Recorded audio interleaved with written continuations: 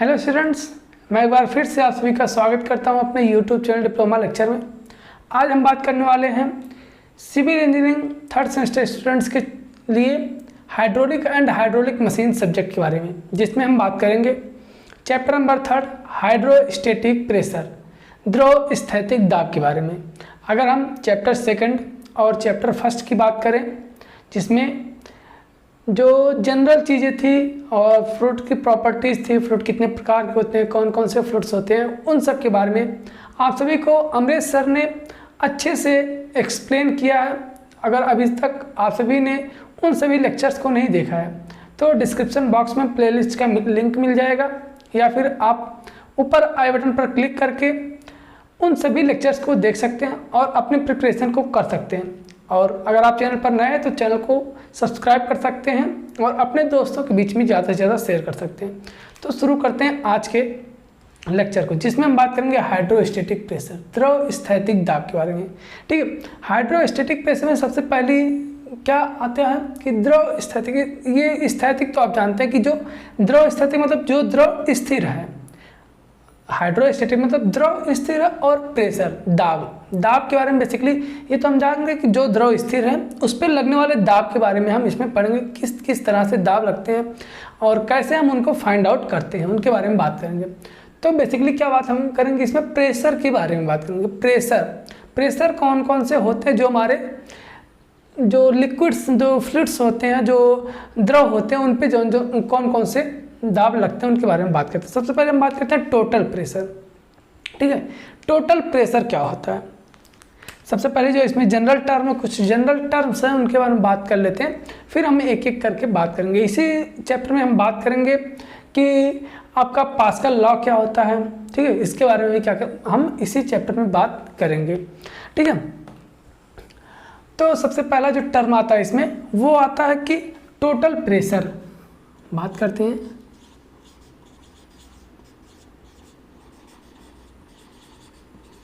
Total pressure. तो total pressure क्या होता है कि किसी सतह पर, द्रव की किसी सतह पर लगने वाले संपूर्ण दाब को, जो भी जैसे स्थैतिक दाब हो गया, गतिज दाब हो गया, जिस तरह के जितने भी प्रकार के प्रेशर होते हैं, जो सभी लगने वाले प्रेशर को अगर हम ऐड कर देते हैं तो हमारा क्या होता है, टोटल प्रेशर होता है। अगर इसकी डेफिनेशन लिखना चाहें तो किसी तरल के द्वारा किसी सतह पर लगाया गया कुल फोर्स। ठीक है, क्या, किसी तरल द्वारा किसी सतह पर लगाया गया कुल फोर्स। जैसे क्या है, ये एक कंटेनर है, इस कंटेनर में मान लेते हैं ये एक बॉक्स है, इस बॉक्स पे हमारा वर्टिकल और हॉरिजॉन्टल दो तरह के प्रेशर लग सकते हैं। इसका जो सेल्फ प्रेशर, जो यहाँ पे लिक्विड होगा, ये अलग से अपना प्रेशर लगाएगा। ठीक है, और इसमें जो ऊपर की तरफ इसका जो प्रेशर होगा ये अलग से होगा। ठीक है, इन सभी प्रेशर को जब हम ऐड कर देते हैं तो हमारा क्या निकल के आता है, टोटल प्रेशर निकल के आता है। ये क्या हो गया, हमारे टोटल प्रेशर। अगर हम टोटल प्रेशर को बात करते हैं तो उसको P से प्रदर्शित करते हैं, और इसकी जो मात्रक होता है ये हमारा न्यूटन होता है। क्या, न्यूटन इसका मात्रक यूनिट हो जाता है। ये होगा हमारा क्या, टोटल प्रेशर। अब हम बात करते हैं प्रेशर क्या होता है, जिसको हम प्रेशर इंटेंसिटी बोलते हैं। प्रेशर इंटेंसिटी, दाब तीव्रता। ठीक है, दाब तीव्रता की बात करते हैं या फिर नॉर्मल प्रेशर की बात करते हैं तो वो क्या होता है,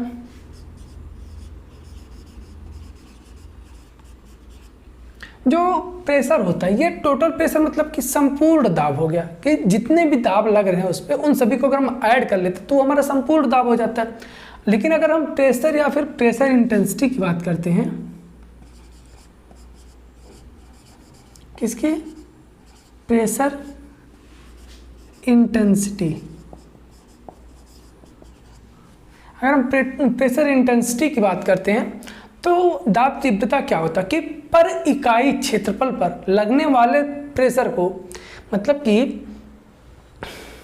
किसी सतह के इकाई क्षेत्रफल पर, जैसे क्या हुआ, कोई कंटेनर है, कंटेनर में क्या किया हमने, एक कोई बॉक्स डाल दिया, उस बॉक्स के इकाई क्षेत्रफल पर जो भी दाब लग रहा है वो क्या कहलाता है, हमारा प्रेशर इंटेंसिटी कहलाता है।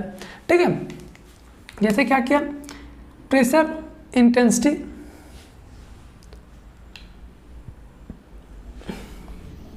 ये कंटेनर हो गया, इसके इकाई क्षेत्रफल पर लगने वाले दाब को क्या बोल देते हैं हम? प्रेशर इंटेंसिटी बोल देते हैं। ठीक है, इकाई क्षेत्रफल, जैसे हमने क्या स्ट्रेस पढ़ा था, स्ट्रेस मतलब कि प्रति इकाई क्षेत्रफल पर लगने वाले फोर्स को क्या कहते हैं? स्ट्रेस कहते हैं। ये हमने सॉम में पढ़ा था। वैसे प्रति इकाई क्षेत्रफल पर लगने वाले प्रेशर को टोटल प्रेशर P हो गया, और इकाई क्षेत्रफल पर जितना प्रेशर लग रहा है टोटल प्रेशर, इकाई क्षेत्रफल पर टोटल प्रेशर को क्या कहते हैं हम? प्रेशर इंटेंसिटी कहते हैं। इसको क्या हम स्मॉल p से प्रदर्शित करते हैं, ये P/A हो जाता है। इस हिसाब से इसका मात्रक क्या हो जाएगा? अगर हम इसकी यूनिट की बात करते हैं, तो प्रेशर, टोटल प्रेशर की यूनिट क्या हो गई? न्यूटन अपॉन में एरिया की unit meter square mm square, वैसे जनरली हम लेते हैं क्या? न्यूटन पर मीटर स्क्वायर, या फिर न्यूटन पर mm स्क्वायर, या फिर पास्कल। ठीक है, क्या? पास्कल। ये हो गया, इसको मीटर स्क्वायर लिखते हैं तो ठीक रहेगा, क्योंकि 1 न्यूटन मीटर स्क्वायर बराबर 1 पास्कल होता है। 1 मिनट,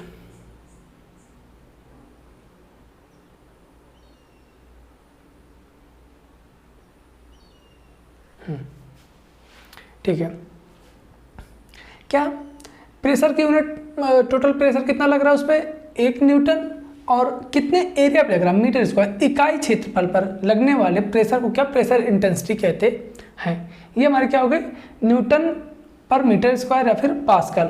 ठीक है, अगर हम इसको एटीएम में लिखना चाहें, एटीएम क्या होता है? ये भी आप सभी को प्रीवियस लेक्चर में बताया जा चुका है कि एटीएम क्या होता है, मतलब कि गेज प्रेशर क्या होता है, और फिर एटमॉस्फेरिक प्रेशर क्या होता है, एब्सोल्यूट प्रेशर क्या होता है। इन सब के बारे में आप सभी को प्रीवियस लेक्चर में बताया जा चुका है। तो वहाँ पे बताया गया था आप सभी को कि जो एटमॉस्फेरिक प्रेशर होता है उसको एटीएम में प्रदर्शित करते हैं। ठीक है, एक एटीएम बराबर, एक एटमॉस्फेरिक प्रेशर बराबर 1 बार, एंड 1 बार इक्वल टू, ठीक है, एक एटमॉस्फेरिक प्रेशर इक्वल टू 1 बार, और 1 बार इक्वल टू 10⁵ न्यूटन पर मीटर स्क्वायर। अगर आपका क्या एटीएम में, ये माना अगर एटीएम में पूछता है, ठीक है, या फिर अगर जैसे क्या हुआ कि ये मान लेते हैं आपका 10⁵ न्यूटन mm स्क्वायर, 10⁵ न्यूटन पर मीटर स्क्वायर निकल के आया। ठीक है, क्या निकल के आया? अगर कोई क्वेश्चन लेते हैं जिसमें क्या आता है, स्मॉल p बराबर हमारा क्या आता है? 10⁵ न्यूटन पर मीटर स्क्वायर, और क्वेश्चन में ये दिया हो कि आंसर जो है वो आप एटीएम, एटमॉस्फेरिक प्रेशर के में बताइए, तो क्या हो जाएगा? ये हमारा p बराबर वहाँ से आ जाएगा 1 ATM। ठीक है, इस तरह से भी कभी कभी क्वेश्चन आ जाता है कि आप इस यूनिट में इसको बताइए। ठीक है, तो इस तरह से उसको हम चेंज कर सकते हैं। ये क्या हो गया? प्रेशर इंटेंसिटी हो गया। ठीक है, ये प्रेशर इंटेंसिटी का फार्मूला हो गया, और ये टोटल प्रेशर हो गया। अब हम बात करते हैं कि प्रेशर और डेप्थ, मतलब कि कितनी डेप्थ पर कोई, जैसे क्या किया, कितनी डेप्थ पर कोई सतह है जिस पर वो प्रेशर लग रहा है, उन दोनों में रिलेशन क्या होता है। जैसे ये हमने क्या किया था, एक कंटेनर लिया था, यहाँ पे एक हमने सतह ले लिया था, ये इसकी गहराई, ठीक है, इसकी जो गहराई होती है, ये गहराई मान लेते हैं h। ठीक है, इसमें और इस पे जो प्रेशर लग रहा है P, इन दोनों में क्या रिलेशन होता है अगर इसकी बात करते हैं। ठीक है, अगर इसकी बात करते हैं कि मतलब नेक्स्ट अगर हेडिंग लिखना चाहें, आप चाहे तो नोट करते हुए चल सकते हैं।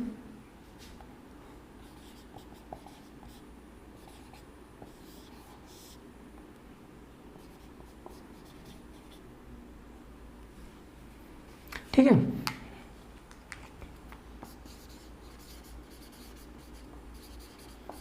रिलेशन बिटवीन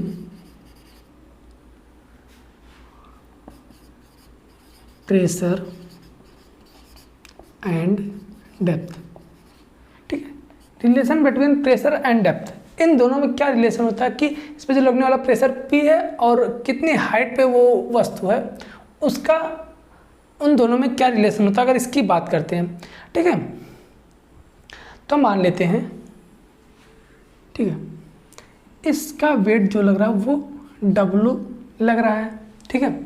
प्रेशर जो जनरली होता है वो W के बराबर होता है। क्या होता है कि सभी तरल या द्रव अपने भार के कारण दाब डालते, ठीक है। जितना उसका भार होता है वो उसी प्रकार के, जैसे ये जो वाटर है यहाँ का, जो इस सतह के नीचे का वाटर है, ये जितना इसका वेट होगा, इसका जितना वेट होगा वही उतना क्या होगा, ये प्रेशर इस पर लगाएगा, वाटर की सतह पे वही उतना प्रेशर लगाएगा। मतलब कि क्या कहने का तात्पर्य है कि कोई भी वस्तु अपनी भार के बराबर तरल पर प्रेशर लगाता है, ठीक है। ये जो होता है मेनली कुछ टर्म्स होते हैं, मतलब कुछ फंडामेंटल है, उस पर क्या होता है ये डिपेंड करता है। जैसे क्या हुआ, द्रव के अंदर किसी बिंदु पर दाब उस बिंदु के ऊपर द्रव के भार के कारण होगा।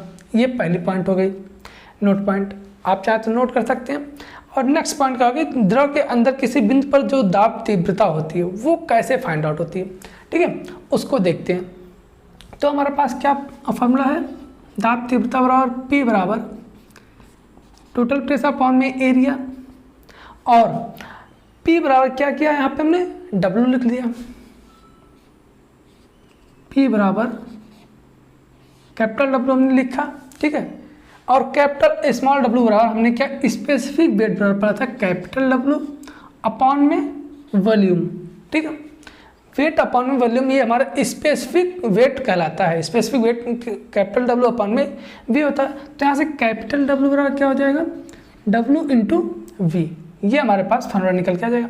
अब P बराबर भी है, W है, तो W अपॉन में A, लेकिन हमारे पास W बराबर क्या है, small w into V upon में एरिया। ये क्या प्रेशर इंटेंसिटी बराबर इतना निकल के आया, लेकिन ठीक है। अब यहाँ से W बराबर क्या होता है, रो इंटू जी, रो इंटू जी ये भी होता है। तो इसको हम यहाँ पे देखते हैं, ठीक है, थोड़ा सा इसको अगर समझने की कोशिश करते हैं।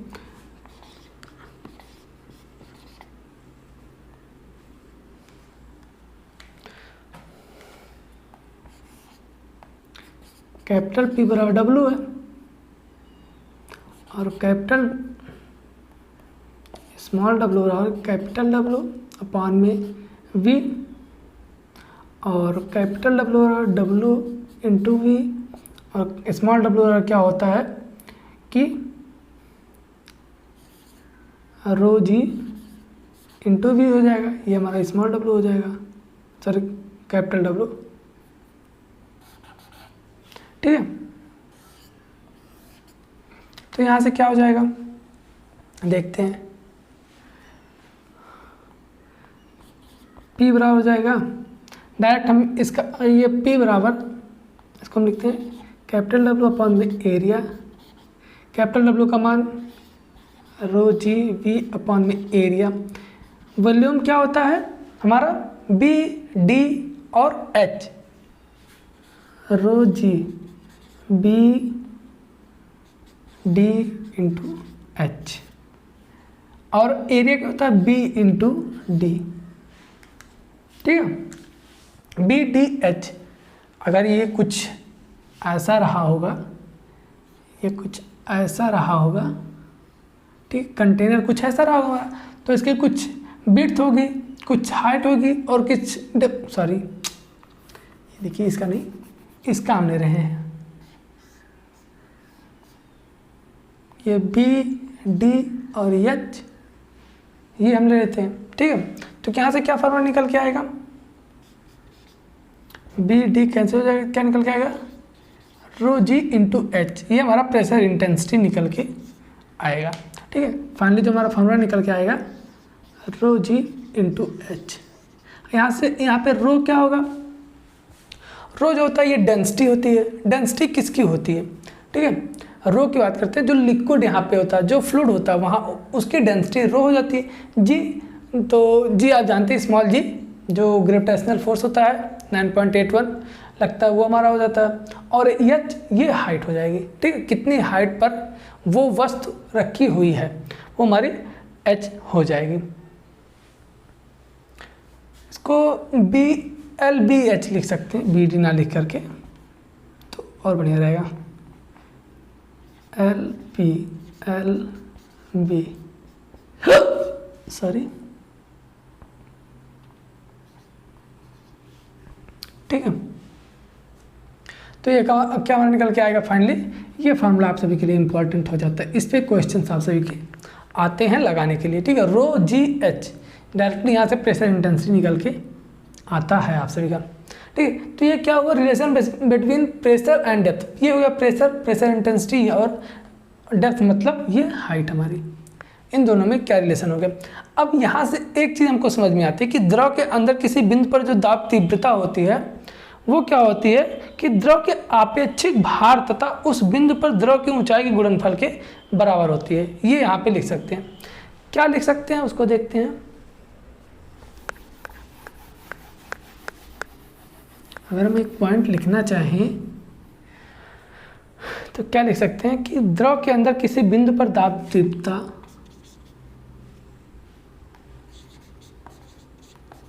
द्रव के अंदर किसी बिंदु पर दाब तीव्रता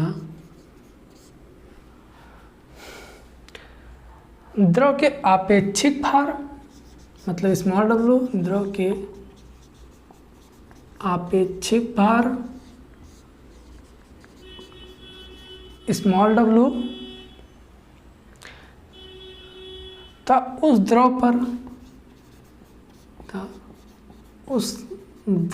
पर स्मॉल w तथा उस द्रव पर उस बिंदु पर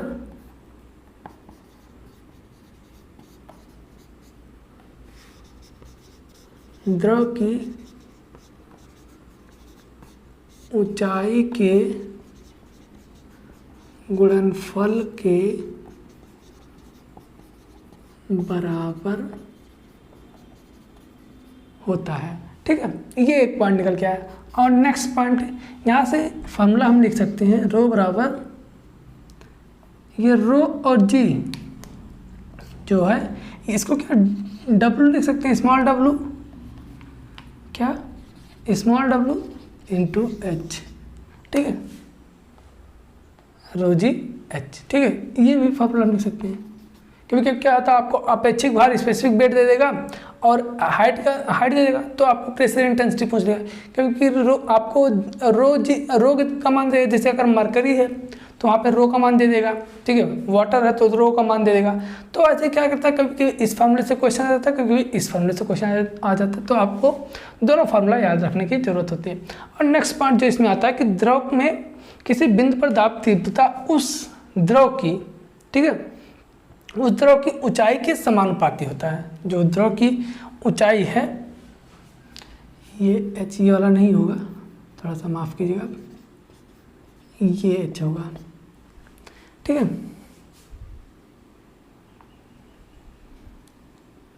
और ये इसकी LB होगी। तो मतलब कि जो प्रेशर इंटेंसिटी होती है डायरेक्टली प्रोपोर्शनल किसके होती है, हाइट के। ये दो पॉइंट्स इसमें से निकल के आते हैं जो आपके लिए इम्पॉर्टेंट हो जाते हैं, ठीक है। आप चाहें तो नोट कर सकते हैं। फिर हम आगे बढ़ते हैं, जो हमारा नेक्स्ट टॉपिक है, जो हमारा नेक्स्ट पॉइंट है उसके बारे में। अब हम बात करते हैं किसके बारे में। हमने प्रेशर के बारे में जान लिया, प्रेशर और डेप्थ के रिलेशन के बारे में जान लिया कि टोटल प्रेशर क्या होता है और प्रेशर इंटेंसिटी क्या होता है, प्रेशर इंटेंसिटी कैसे फाइंड आउट करते हैं, ठीक है। ये तो हमने जान लिया। अब हम बात करते हैं पास्कल लॉ। पास्कल लॉ क्या होता है, पास्कल ने क्या कहा कि कोई द्रव है, ठीक है, अगर उस द्रव में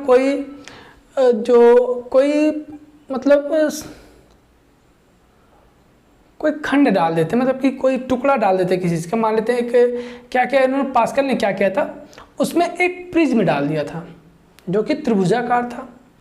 उस प्रिज्म को जब उसमें डाला तो उन्होंने क्या देखा, क्या पाया और क्या सिद्ध किया उन्होंने कि जो वाटर होगा और उस वाटर का उस प्रिज्म पर जो सभी तरफ से प्रेशर होगा वो सेम होता है। यही इन्होंने चीज़ सिद्ध की, यही इनको पता लगा और यही इन्होंने अपने जो ये नियम हो उसमें सिद्ध करके बताया है।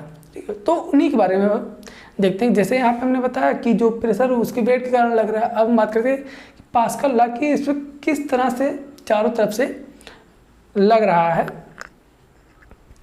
वेट, उसके बारे में। ठीक है,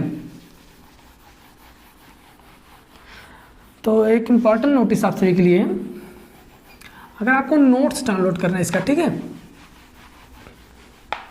अगर आप इसका नोट्स डाउनलोड करना चाहते हैं और अगर नए स्टूडेंट्स हैं, हमारे चैनल पर पहली बार आए हैं, तो डिस्क्रिप्शन बॉक्स में आपको टेलीग्राम का लिंक मिल जाएगा।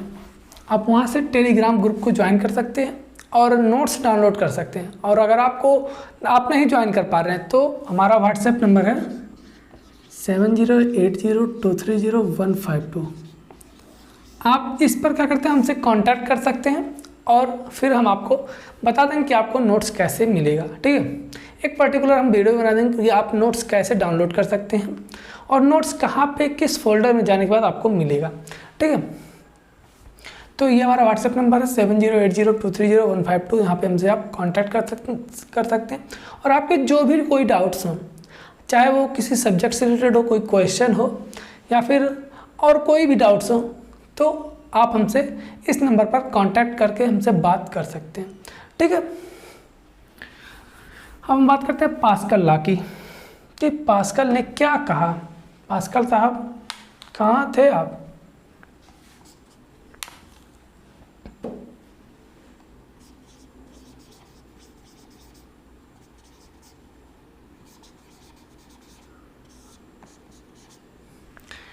पास्कल लॉ के स्टेटमेंट तो आप जानते हैं कि पास्कल के नियमानुसार, ठीक है, पास्कल के नियमानुसार, पास्कल ने जो नियम दिया उस नियम के अनुसार क्या कहता है कि उन्होंने क्या कहा कि कोई भी तरल स्थिर अवस्था में अगर है, जैसे आप समुद्र का जल देखते हैं, ठीक है, वो स्थिर रहता है। नदी का जल तो बहता हुआ होता है, नहर का जल जो होता है बहता हुआ होता है। आप तालाब में चले जाइए, वो भी जल का होता है, स्थिर होता है। तो उस जल की बात करते हैं इन्होंने। या फिर किसी कंटेनर में आप जल ले लीजिए, तो उस जल की बात किया इन्होंने। उस जल में इन्होंने प्रैक्टिकल अपना क्या कह रहे हैं कि कोई भी तरल स्थिर अवस्था में सभी दिशाओं में समान दाब लगाती है।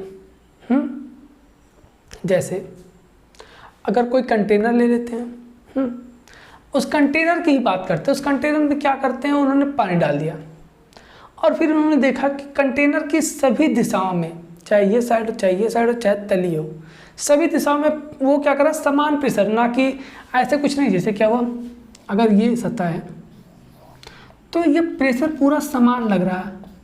अगर इधर 10 किलो न्यूटन का प्रेशर लग रहा है तो इधर भी 10 किलो न्यूटन का प्रेशर लग रहा है। अगर इसमें द्रव भरा हुआ है तो, और इधर भी 10 किलो न्यूटन का प्रेशर लग रहा है, ना किसी और कम ना किसी और ज़्यादा।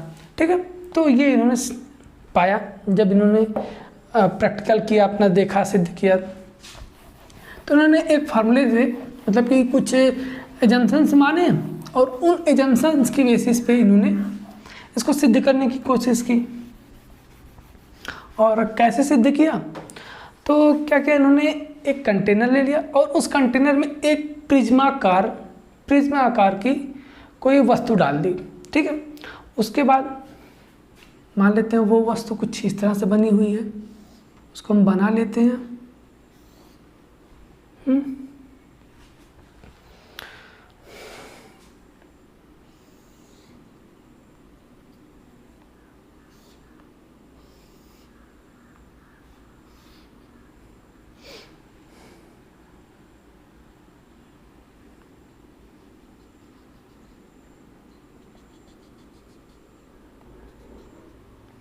ये क्या हो गई, वो प्रिज्म हो गई मान लेते हैं हम। ठीक है, इसके 3 फलक आपको दिख रहे हैं, 1 2 3 फलक आपको दिख रहे हैं। ठीक है, अब इन्होंने क्या कहा कि अगर इसकी जो लंबाई हो dy मान लेते हैं, इसको लंबाई dx मान लेते हैं, इसकी लंबाई dz, मतलब कि इन्होंने एक्सिस वाइज में इसको डिवाइड कर दिया कि ये dx है, ये dy है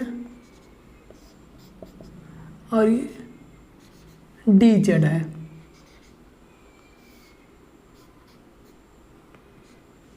ठीक है, और उन्होंने क्या किया, इसमें मान लिया प्रेशर P1, इसमें P2, इसमें P3, मान लिया उन्होंने प्रेशर P1, P2, P3 मान लिया उन्होंने, ठीक है। और फर्स्ट, सेकेंड, थर्ड, ये उन्होंने माना। P1, P2, P3 हो गया। और ये जो एंगल बन रहा है, इस एंगल को उन्होंने क्या किया, मान लिया कि थीटा एंगल वो बना रहा है। तो अब उन्होंने सबका कंपोनेंट ज्ञात कर लिया, जो सभी प्रेशर लग रहे हैं उन प्रेशर्स का क्या किया उन्होंने, कंपोनेंट ज्ञात कर लिया। कंपोनेंट ज्ञात करना आपको आता होगा, आपने मैकेनिक्स में पढ़ा होगा, और अगर आपने 11th-12th किया होगा तो वहाँ पे भी आपको कंपोनेंट लेना बताया गया होगा कि कोई भी अगर इंक्लाइंड सरफेस है तो इसमें दो कंपोनेंट आते हैं, एक ये, अगर ये एंगल है तो ये, अगर ये P फोर्स है तो ये P cos थीटा हो जाता है, और ये P sin थीटा हो जाता है, ठीक है। आपको इतना पता होगा। तो उन्होंने क्या किया, जब ये एंगल माना, इस एंगल को उन्होंने थीटा माना, तो ये हमारा इंक्लाइंड है, ठीक है। सरफेस के क्या होगा, हमारा परपेंडिकुलर कोई फोर्स होगा, परपेंडिकुलर लगता है, ठीक है। परपेंडिकुलर जब लगता है तो उसका जब ये हमारा थीटा हो गया तो उस हिसाब से ये हमारा थीटा एंगल बनाएगा, जिसको हम P3 cos थीटा बोल देंगे, और ये P3 sin थीटा हो जाएगा। अब इक्विलिब्रियम कंडीशन ने पढ़ा हुआ है, ठीक है। इक्विलिब्रियम कंडीशन क्या हमने पढ़ा हुआ है,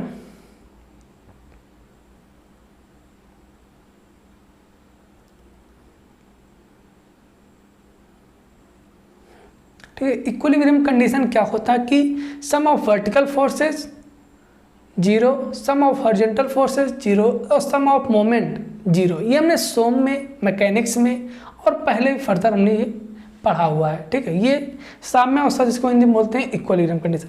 अगर आप सम ऑफ x हम 0 मान लेते हैं, ठीक, क्या मान लेते हैं, सम ऑफ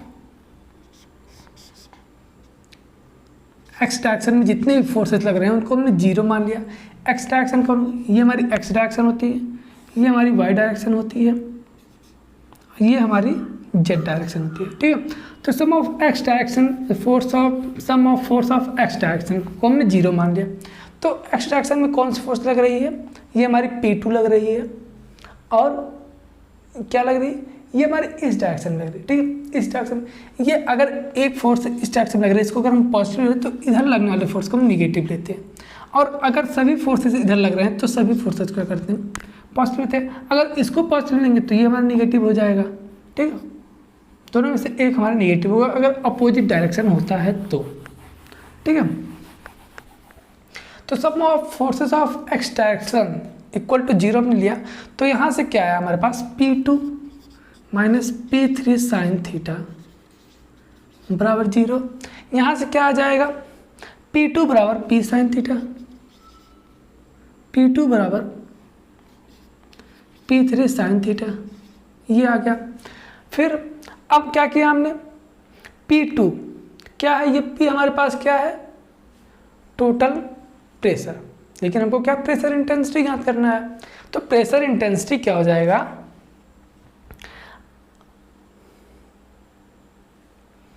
इसकी जो थिकनेस है इसको हम T मान लेते हैं, ठीक है। तो ρ1 क्या हो जाएगा, ρ2 सॉरी P बराबर प्रेशर इंटेंसिटी बराबर प्रेशर अपॉन में एरिया, तो प्रेशर बराबर प्रेशर इंटेंसिटी इनटू एरिया, ठीक है। ये चीज़ यहाँ पे लगा रहे हैं हम। तो यहाँ पे क्या हो जाएगा, P2 मान लेते हैं, स्मॉल P2 इंटू A2 मान लेते हैं एरिया सेकंड वाले का, ठीक है। इसी तरह से इधर हो जाएगा क्या, P3 A3 sin थीटा, ठीक है। अब अगर हम A ज्ञात करते हैं, एरिया बराबर क्या होता है, लंबाई गुणे चौड़ाई। तो P2 ये P2 बनेगा, तो इसकी लंबाई कितनी है, dy है, और डेप्थ कितनी है, सॉरी थिकनेस कितनी है, T, मतलब इसकी क्या हो जाएगी, P2 into dy into T, और इसी तरह से P3 dz into T sine theta. ठीक है, ये होगा हमारे पास। अब एक चीज़ आप ध्यान देंगे, ठीक है, क्या ध्यान देंगे उसको हम देखते हैं। यहाँ से साइन थीटा का मान ज्ञात करेंगे। क्या साइन थीटा का मान अगर ज्ञात करेंगे तो साइन थीटा बराबर क्या हो जाएगा, लंब बटे कर्ण होता है। साइन थीटा बराबर क्या, लंब बटे कर्ण। लंब हमारा क्या है dy और कर्ण क्या है dz, dy बाई dz। ठीक है, अगर हम याद कर लेते हैं साइन थीटा बराबर dy बाई dz, ये हमारे पास है। यहाँ से t कैंसिल हो जाएगा। ठीक है, और P2 into dy by dz बराबर P3 साइन थीटा। ठीक है, इसको क्या क्या dz को हमने इधर पक्षांतर कर दिया, तो क्या हो गया P2 dy by dz equal to P3 sine theta. तो dy बाई dz क्या हुआ, साइन थीटा। तो क्या किया हमने,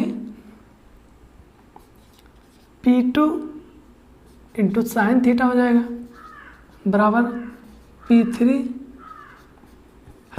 into sine theta, sine theta cancel, P2 बराबर P3। क्या क्या P2 बराबर P3 हमारा आ गया। सेम इसी तरह से क्या करेंगे, सेम इसी तरह जिस तरह से ये हमने किया, सेम इसी तरह से क्या करेंगे, summation of forces of X Y direction. हमने क्या किया, summation of forces of X direction किया था, तो हमारे पास P3 बराबर P2 आया। और जब summation of Y direction forces of Y direction करेंगे तो वहाँ से क्या हमारा P1 बराबर P2 आ जाएगा। फिर क्या करेंगे, ठीक है, तो जब एक बार जब इसको किया तो हमने P1 बराबर P3 आया। नेक्स्ट जब हम हम सॉल्व करके दिखा देते हैं। आप इतना नोट कर सकते हैं, फिर हम आगे बढ़ते हैं। ठीक है, आपकी नोट हो गया होगा, आप स्क्रीनशॉट ले सकते हैं। ठीक है, अब देखिए आप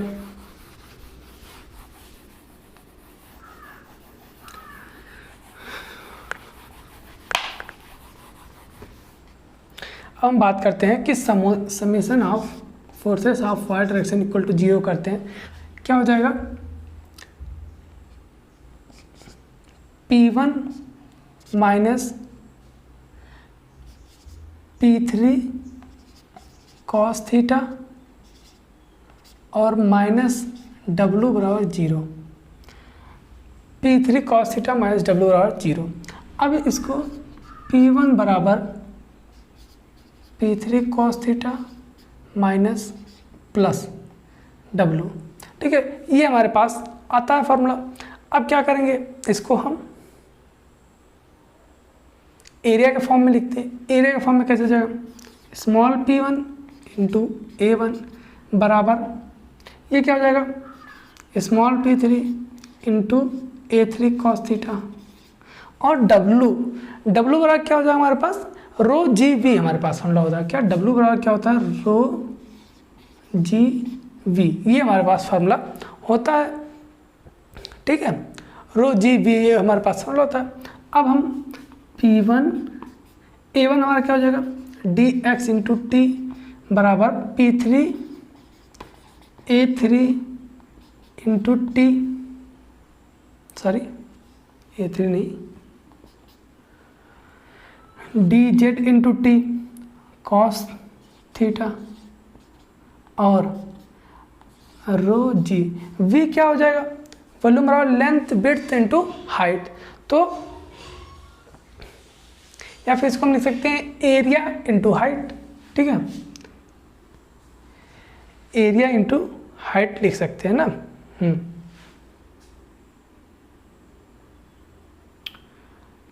ये भी हो जाएगा। इसको डायरेक्टली हम यहाँ पे करके आपको दिखा देते हैं। ठीक है, क्या हो जाएगा, v बराबर एरिया इंटू थिकनेस t हो जाएगा। एरिया इंटू क्या हो जाएगा हमारे पास, टी हो जाएगा। और एरिया, ट्राइंगल का एरिया क्या होता है, half into base into height, मतलब half into base into height into T. ये हमारे पास क्या वॉल्यूम निकल के आ जाएगा। डी वाई बराबर क्या करेंगे, यहाँ पे हम 0 रख देंगे। डी वाई बराबर जब 0 रख देंगे तो ये पूरा टर्म क्या होगा, हमारा 0 हो जाएगा। डी वाई बराबर क्या, पूरा टर्म हमारा यहाँ पे ये वॉल्यूम क्या होगा, पूरा 0 निकल के आ जाएगा। ठीक है,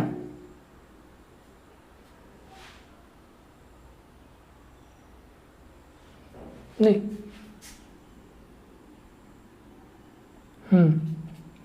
ये पूरा टर्म यहाँ पे इसको हम लिख सकते हैं half D X D Y into T, ये 0 रख देंगे तो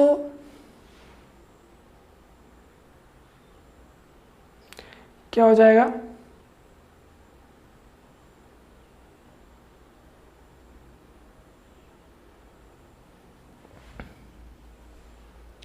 यहाँ से क्या हो जाएगा हमारे पास कॉस थीटा, ये हमारा कॉस थीटा हो जाएगा। कॉस थीटा से कॉस थीटा कैंसिल, टी से टी कैंसिल, वही बचेगा। ये टर्म हमारा 0 पूरा हो जाएगा। ठीक है, ये टर्म क्या होगा, हमारा 0 हो जाएगा।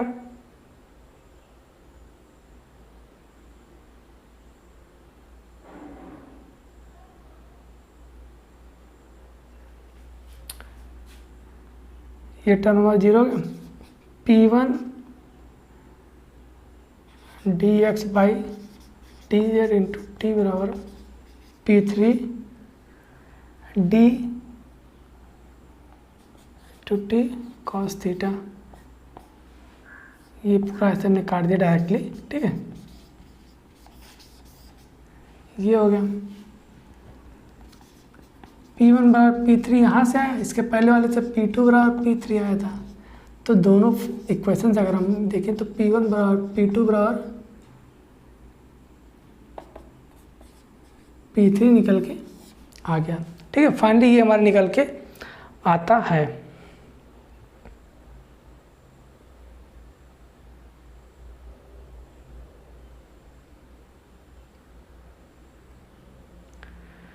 ठीक है, तो ये क्या हुआ, ये हमारा निकल के आ गया। यही क्या क्या इन्होंने पास्कल ने बताया यही चीज़।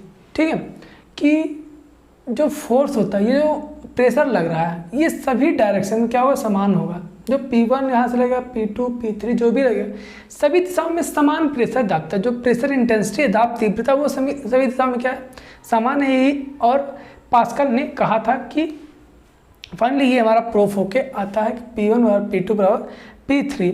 सभी फलकों पर आरोपित जो दाब तीव्रता है P1 P2 P3 वो समान है। पास्कल नियम का प्रयोग हाइड्रोलिक प्रेस, हाइड्रोलिक जैक और क्रेन आदि में करते हैं। ठीक है, हाइड्रोलिक जैक जो होता है, हाइड्रोलिक प्रेस जो होता है, उन सब में, और क्रेन जो होते हैं, इन सब में क्या करते हैं हम, पास्कल लॉ लगता है। ये कैसे लगता है, ये मैकेनिकल सिविल का पार्ट नहीं है, ये मैकेनिकल वाले पढ़ेंगे कैसे क्या एक्ट करते हैं। यहाँ पे हमको बस पढ़ना है। ठीक है, बेसिक सी जानकारी हमको लेनी है कैसे क्या होता है। ठीक है, तो आई होप कि आपको इतना समझ में आ गया होगा। ठीक है, तो अगर इतना समझ में आया हो तो वीडियो को एक बार लाइक कर दीजिए। ठीक है, तो आज के लिए बस इतना रखते हैं। ठीक है, आज के लिए बस इतना, नहीं तो वीडियो बहुत लंबी हो जाएगी। तो वीडियो अगर आपको अच्छी लगे तो वीडियो को लाइक कीजिए, और अगर चैनल पर नए हैं तो चैनल को सब्सक्राइब कर सकते हैं, अपने दोस्तों के बीच में शेयर कर सकते हैं ज़्यादा से ज़्यादा। तो अगर आप सभी सब्जेक्ट्स को पढ़ना चाहते हैं तो हमारे चैनल को सब्सक्राइब कीजिए, और अगर आप 3rd सेमेस्टर सिविल इंजीनियरिंग के स्टूडेंट्स हैं तो हमारे चैनल को एक बार विजिट जरूर कीजिए, क्योंकि आप सभी की सारी क्लासेज, हाइड्रोलिक को छोड़ के सारी क्लासेज चैनल पर अवेलेबल हैं। वहाँ से आप देख सकते हैं और अपनी प्रिपरेशन को कर सकते हैं। आप इसे कोई भी चार्ज नहीं दिया जा रहा है, आपको फ्री में नोट्स भी प्रोवाइड किए जा रहे हैं, और आप सभी को फ्री में क्लासेज भी दी जा रही हैं। तो आप सभी चैनल को सब्सक्राइब जरूर कीजिए। मिलते हैं आपसे नेक्स्ट वीडियो में, जो इसके बचे हुए टॉपिक्स हैं उनके साथ में। तब तक के लिए बने रहिए हमारे साथ। धन्यवाद, थैंक यू।